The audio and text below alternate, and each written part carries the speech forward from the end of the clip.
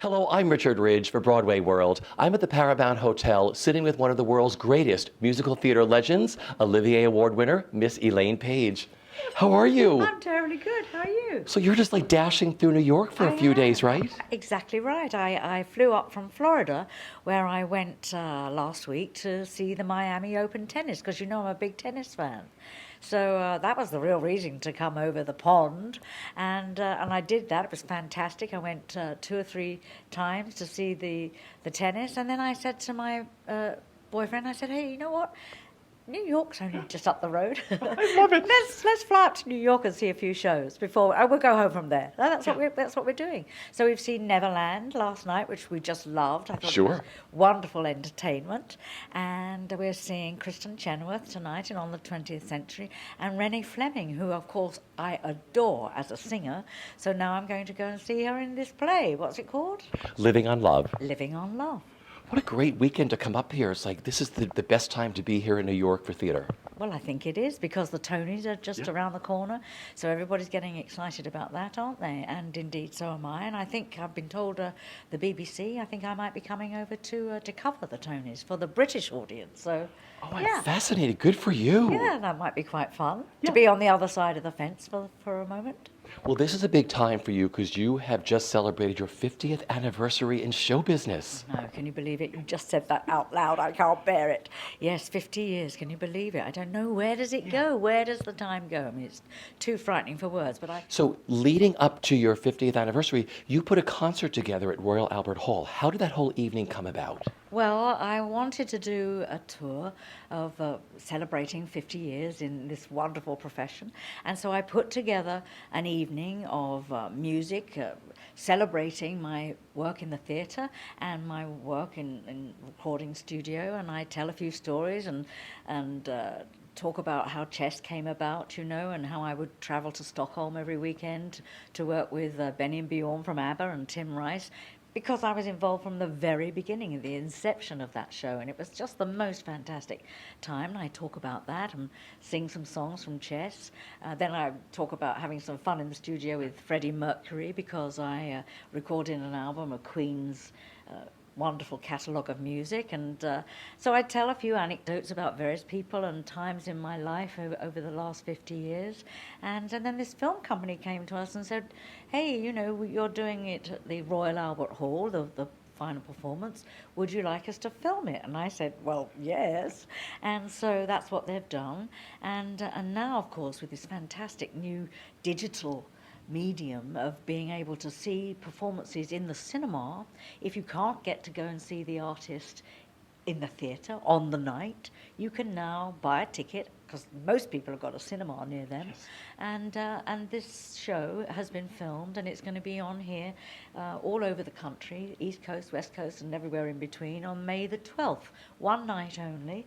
You can buy a ticket and come and see the concert that we recorded live at the Royal Albert Hall last October.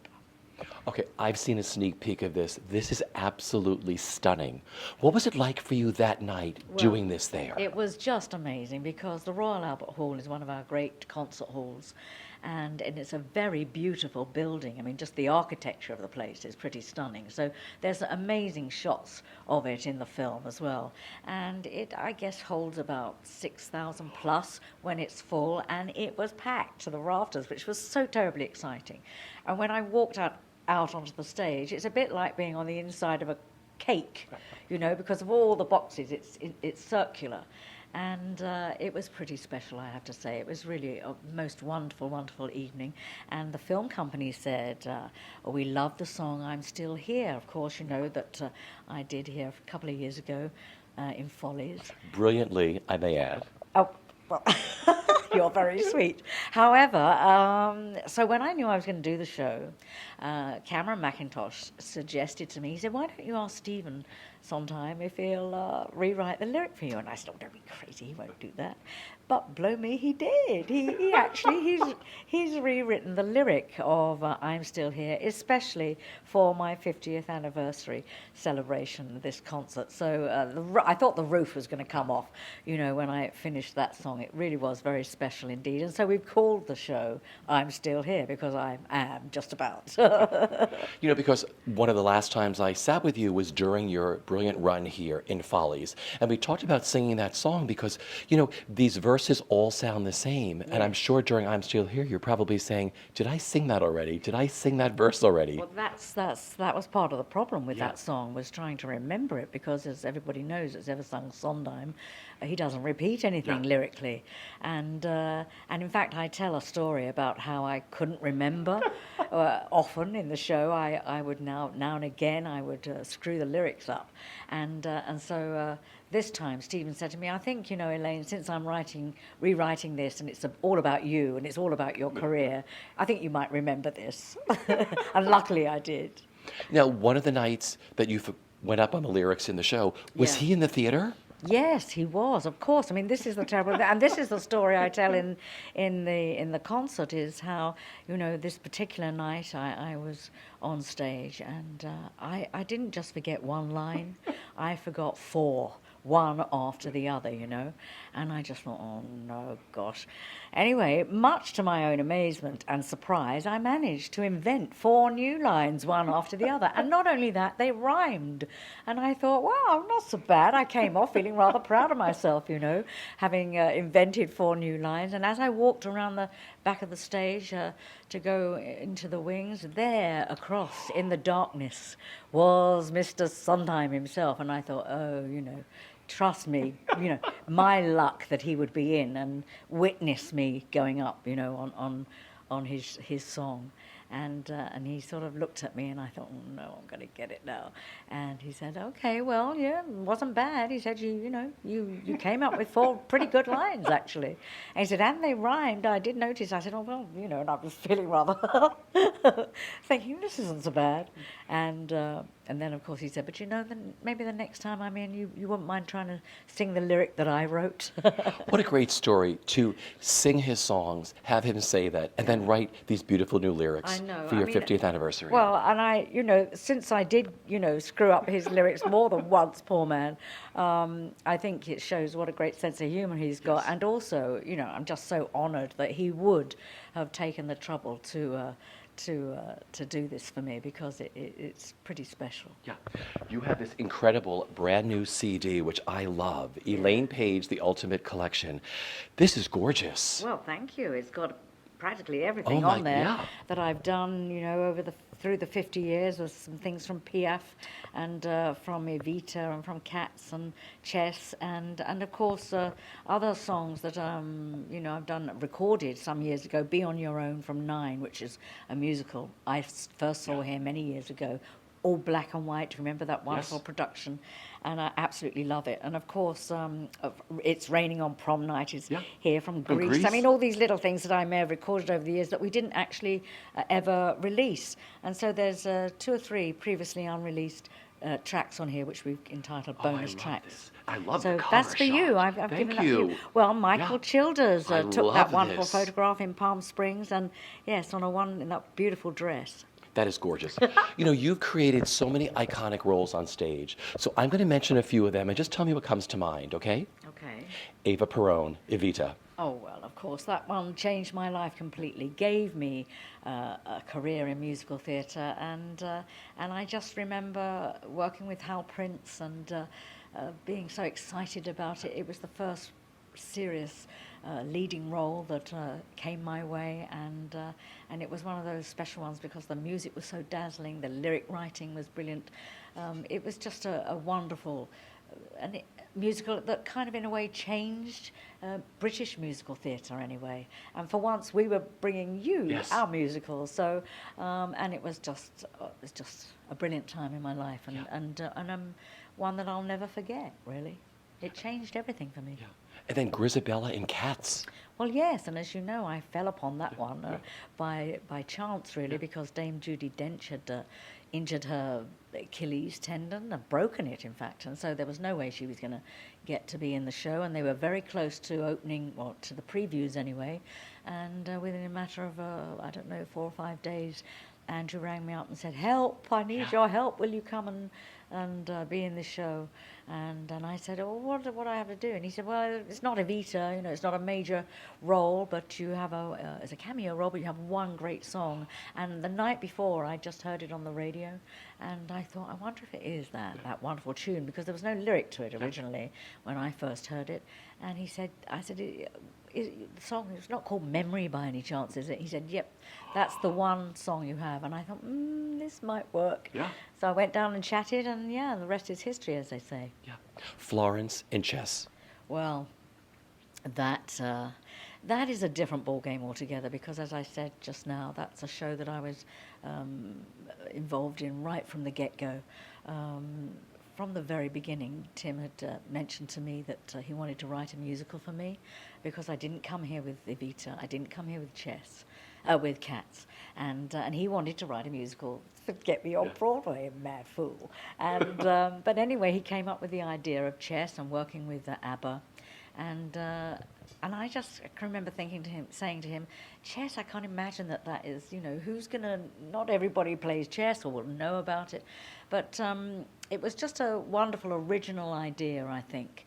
And of course, everybody now knows the wonderful, wonderful score of the show, and that great album that we made first before we mounted it as a show. And it was just brilliant, because he and I would go over to Stockholm every weekend practically, and work on the script and on the lyrics and on the making of this album with Benny and Bjorn. And we try out different songs and music, and who would sing a solo here, whether it would be the male voices or, everything. It was all just coming together from the very, very beginning. And it was very, very exciting time, because I was involved in watching the writing process of these guys and how they kind of, made it all kind of come together.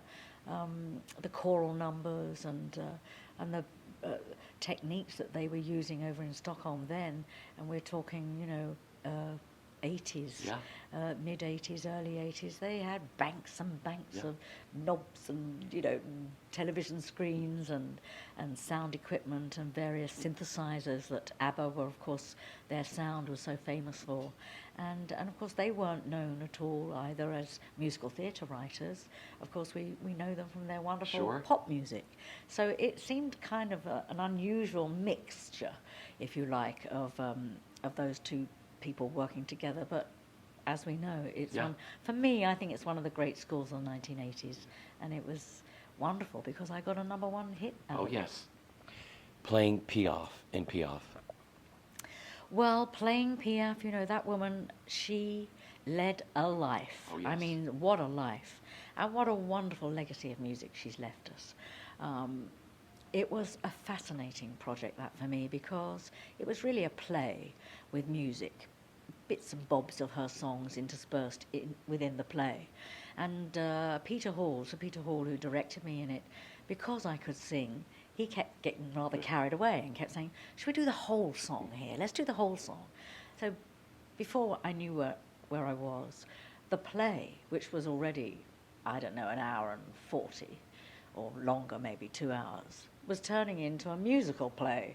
And it was sort of my Hamlet. I always think it's my Hamlet, because it was a long evening, but it was just one of the most brilliant pieces of work I've ever kind of been involved in, because it was a great acting role for me, but also for the audience. It gave them the music as well. It fulfilled me as an actor, but it fulfilled the audience, because they had both. They had this wonderful story about her fascinating life and her wonderful music, and it was just one of the most amazing times of my life. But of course, it nearly killed me playing her, because it was very taxing indeed, but fantastic. Yeah.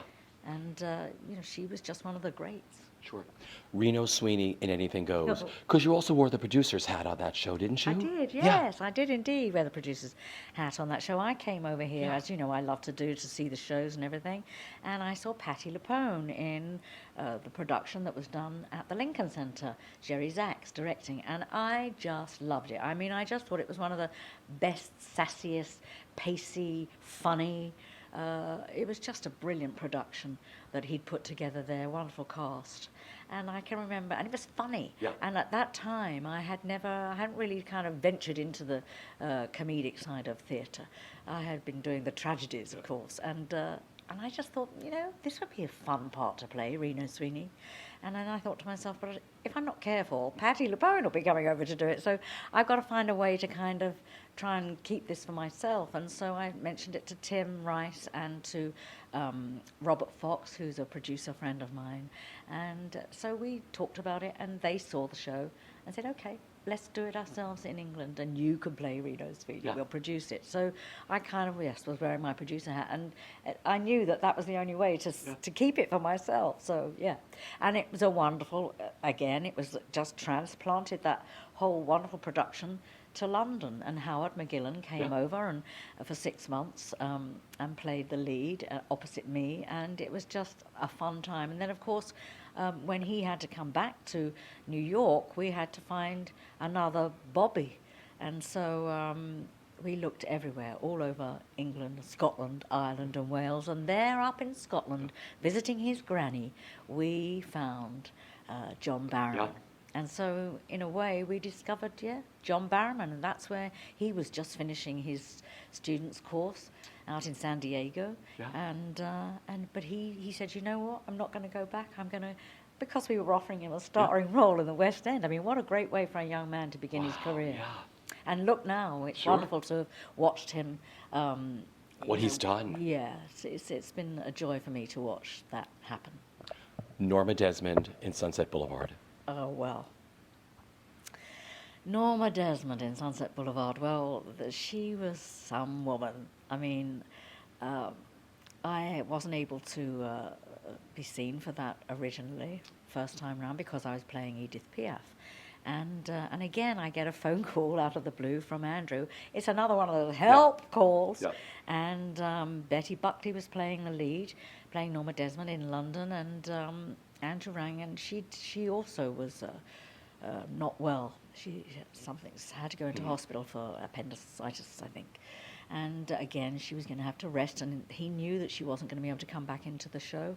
And it was over the Christmas period, and he was very concerned, that his leading lady was not going to be in. And so he said, would I consider coming in and doing it for just 6 weeks over the Christmas time? And I thought, you know what? It's a fantastic role, and I would have killed to play it, But as I said, I was doing something else at the time. So I thought, well, this is the opportunity. It landed right in my lap. And so I said, yeah, okay, I'll do it. And so again, very hurried, short rehearsal period, maybe 10 days, something like that. I got my head down, and I learned all the material and rehearsed all hours. And then one night, the night I decided, I said, I think I'm ready, let's give it a whirl. And they hadn't told anybody in the audience that I was going to be playing the role. And so, as we always do in the theatre, an announcement is made. And they said, tonight the role of Norma Desmond, and there was a pause, and you sort of heard this collective groan, like, oh, is going to be played. And then they mentioned my name, and then there was a buzz, and everybody was chattering. Anyway, and then the orchestra struck up. Yeah. And obviously, clearly, there was an excitement in the audience. And I can remember certainly playing it over here. The same kind of thing happened here, because I don't think we told anybody that I was going to come. They knew I was going to come to do it here on Broadway, but they didn't. Nobody ever said what day I was going to. And exactly the same thing happened. And so the announcement was made, and as I came down the stairs, the audience started to applaud and stamp their feet and make a big noise. And of course, it was my first experience of Broadway. It had taken me, I don't know how many years, from 18 years actually. Sure. From Evita to make it to Broadway. And, I had to come down the stairs and stop at a given step. And so I stopped, and the audience was still making a noise and applauding. And I thought, it's interesting this, because no one has told me how I begin a show when it's completely out of control before you've even started. And I thought, I don't know what to do. So I thought, I'll just take an intake of breath and see what happens. And I kind of went, and that was it. It was silence. And of course, that was I would say probably next to Evita, Yeah. the opening night of Evita, that was probably one of the most exciting nights of my life because at last, as it says in the lyric of As If We Never Said Goodbye, when I sang the line, I've come home at last, again, the audience erupted. And it sort of, it felt good to me because I felt, gosh, I've waited so long. But, you know, maybe everything comes at the right time, you know. I always say that. Yeah, I think, because it seemed to feel right, and I had the most wonderful time here, for 9 months or something like that, playing the role on Broadway, and it's a memory that I'll never forget. It was a good one. You know, you tour the world with concerts. Yeah. What is the greatest artistic and personal pleasure that you get out of doing concerts? Well, you know, it's such a very different world from playing character in musical theatre or in a play, where you kind of, in a way, disappear into the character, hide, if you like, behind the character. Performing in concert, you have to kind of, it's a different thing altogether. You have to be yourself and show yourself. And initially when I started to do it, I felt very vulnerable in that situation because who was I? Who am I? I only know who I am when I'm playing the part, when I'm playing the character. So I think personally for me, the fulfillment that I've now garnered from it is to be able to be totally me, and and now, of course, 50 years on, I've got a few stories to tell that are interesting, funny. You know, so much has happened to me in that 50 years, and that's the fun, is to now be able to tell my own story, if you like, as me. And I think doing my radio show, in a way, was one of the catalysts, if you like, for helping me find my own voice, who I am, what I want to say. And that's the joy, really, is being able to look at material, and particularly now moving forward, I want to, you know, just branch out probably more. Instead of just continually singing the songs, I will do them, the ones that everybody wants to hear me sing. But I want to branch out and find some other material. There's such a wealth of material from all the great American songbook, a lot of which I have never sung live. And I feel I want to kind of maybe move into that area and allow myself now, after 50 years, the opportunity to delve into some of that material that I've never really looked at. So that's what I'm looking to do in the future. You know, when you look back at 50 years, what is the best bit of advice that you've been given, either personally or professionally, that you live by? Well, I think it probably came from Dustin Hoffman, who said to me, I met him many, many years ago prior to Evita, and I was on the brink of giving the whole thing up because I just couldn't land the parts that I wanted. And he said to me, you know, Elaine, the one thing you have to do as an actor, always do it for yourself.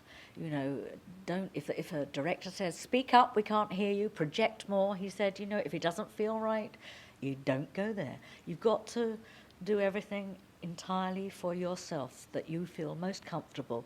And then if you're true to yourself, then your best work will come. And I think that's probably what I live by, because he gave me that and lots of other little tips, audition technique things, and said this, that, and the other, which I kind of employed for the audition of Evita. And of course I got the role. So it seems to me that is the way to go forward, is to always trust yourself and believe in what you're doing, but do it for yourself. Don't do it for any other external reasons. It's got to be a truth for you. Sure. And I think that's it. And I think if you can do that, then it's honest. And if you're honest, nobody can. That's it. That's got to be the truth. Has got to be always the best way. Perfect. This has been such a pleasure. I'm so glad that I got to catch up with you Well, me too. for your few days in New York. No, it's always a pleasure to see you. I saw you last night Last at night at Neverland. Neverland. What did you think? Did you like it? Loved it. I loved it. Loved it. So there you go. There you go. Oh, it's brilliant to see you. Thanks so much. So we see you in the cinemas. The dates again for the film Yeah, are. well, as I say, all across the country here on May the 12th in a cinema near you. We'll be there. Thank you. I love you. It's just my 50th year, and I'm